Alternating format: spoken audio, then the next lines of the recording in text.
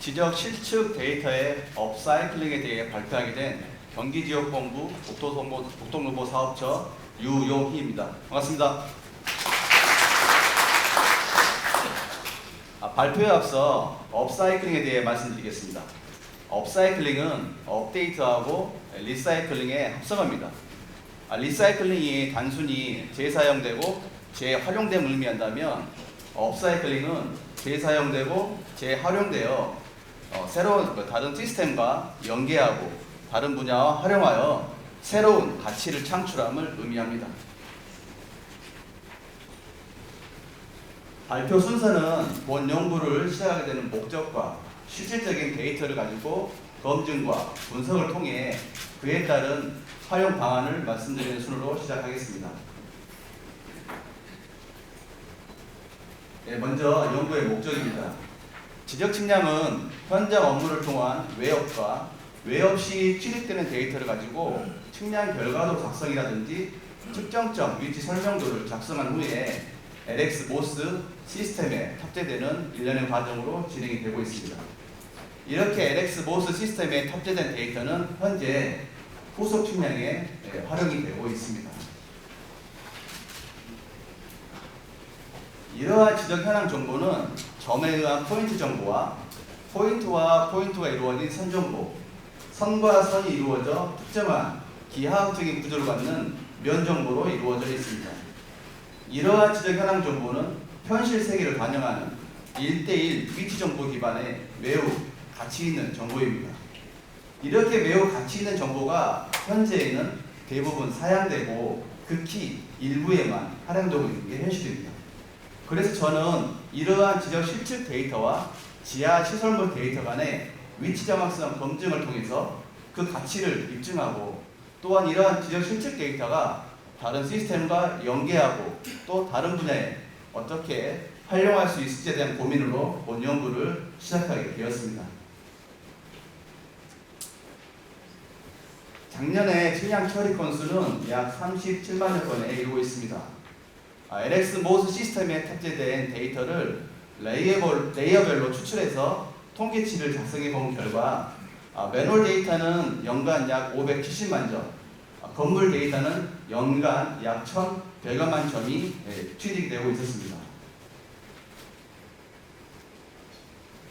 이러한 매우 가치 있는 현황 데이터는 매일매일 현장 업무를 통해서 전문 인력들이 전국 단위에서 수집하고 있습니다.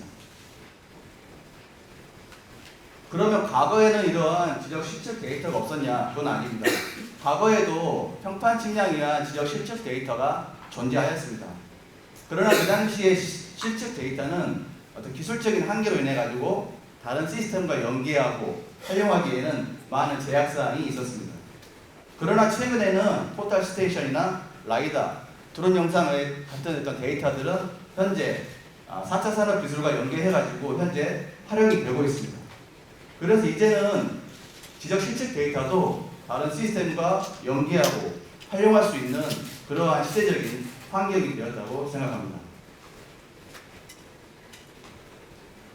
이러한 지적 실측 데이터가 활용되고 있는 대표적인 사례로는 도로명주소 기본도입니다.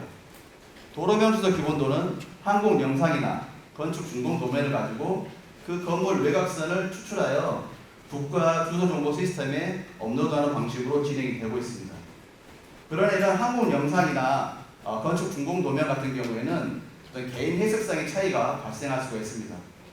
그래서 최근에는 LX모스 시스템에 탑재된 건물 데이터가 바로 국가 주소 정보 시스템에 업로드되고 있습니다.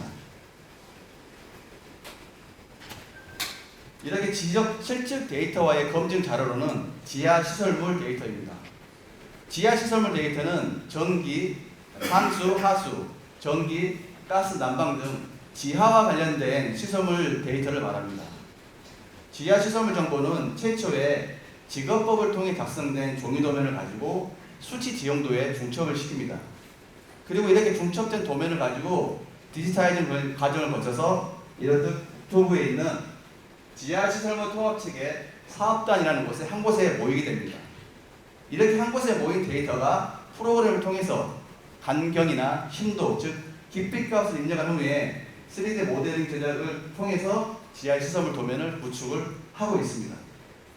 그러나 최초의 직업법을 통해 작성된 종이 도면에 어떤 한계와 그리고 2010년 도로법 시행 개정 전에는 발주처의 요구 사항이 있을 때에만 공공측량 성과가 이루어지는 점, 또한 갱신에 대해서는 상수 하수는 6개월에 한 번씩 온라인으로 갱신하고 있지만 다른 시설물은 1년에 한 번, 그것도 오프라인으로 자료를 갱신하고 있습니다. 이러한 여러 가지 문제로 인해 가지고 최근에 지하 안전 사고가 빈번히 발생하고 있는 게 현실입니다.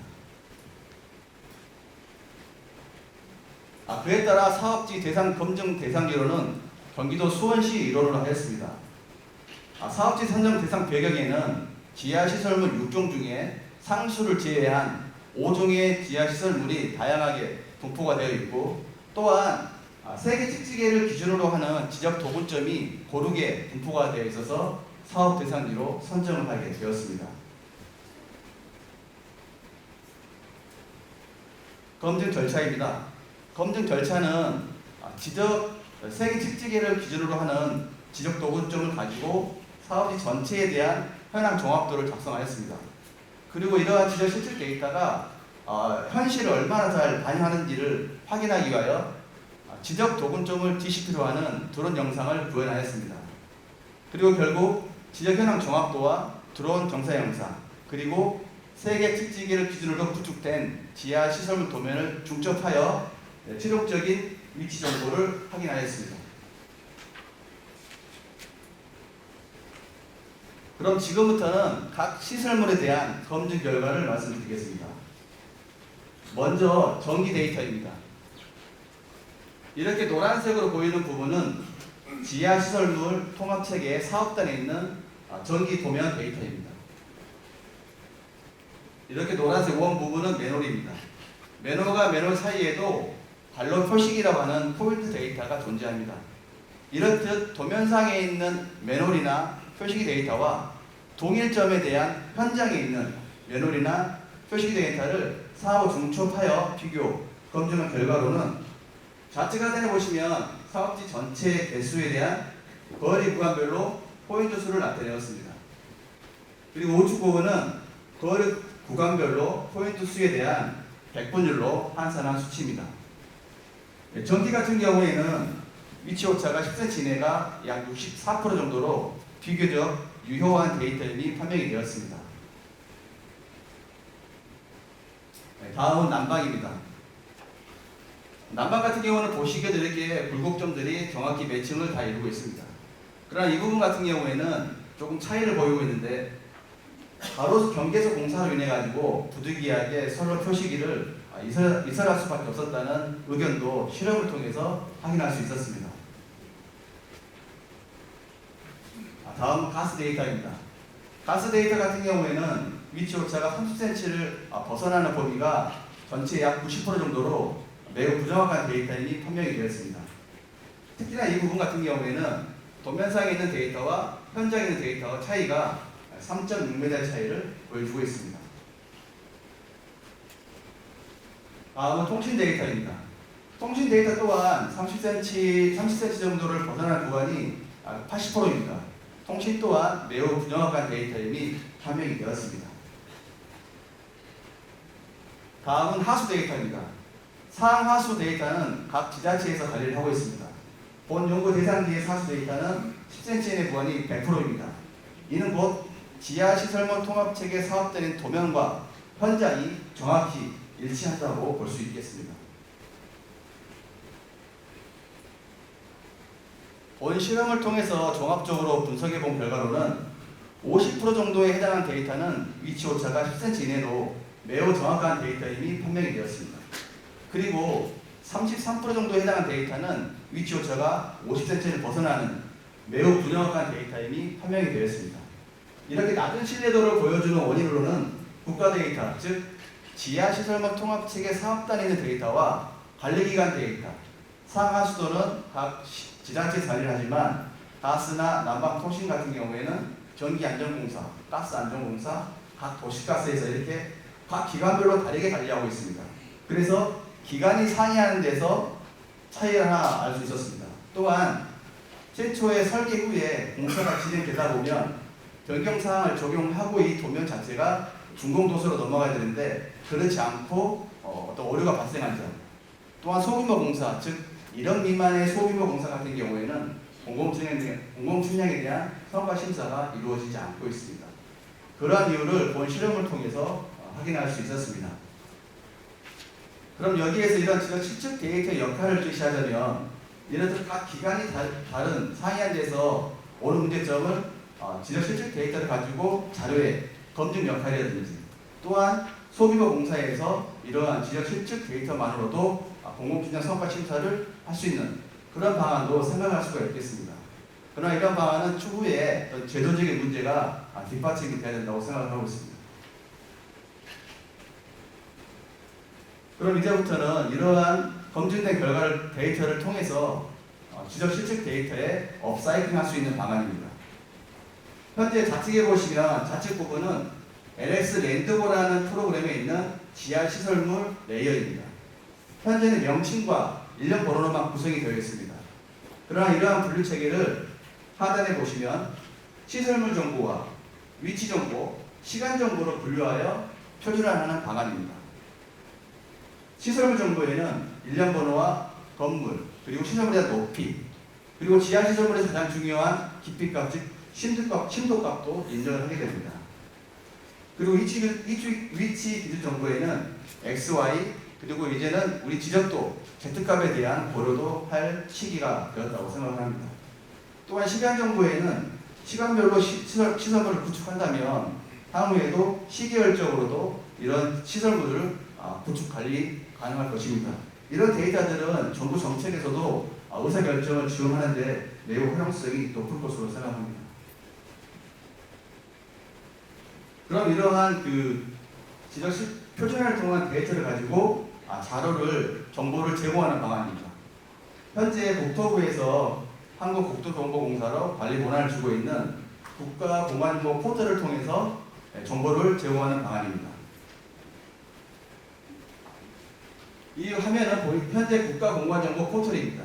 그 포털에 오픈마켓이라는 곳에 갇힌 LX 공공 데이터 플랫폼을 통해서 이렇듯 파일 형식으로 정보를 제공하는 방안입니다. 각 건물 외곽선이나 매놀, 건물, 도로 경계석 이렇게 구분하여 표준화를 통해서 파일 형식을 제공하게 되면 유관기관이나 민간에서 그 활용성이 매우 높을 것입니다. 유관기관에서는 각 기관이 가지고 있는 자료의 검증이라든지 민간에서는 각종 설계라든가 허가 시에 매우 활용성이 높을 것입니다.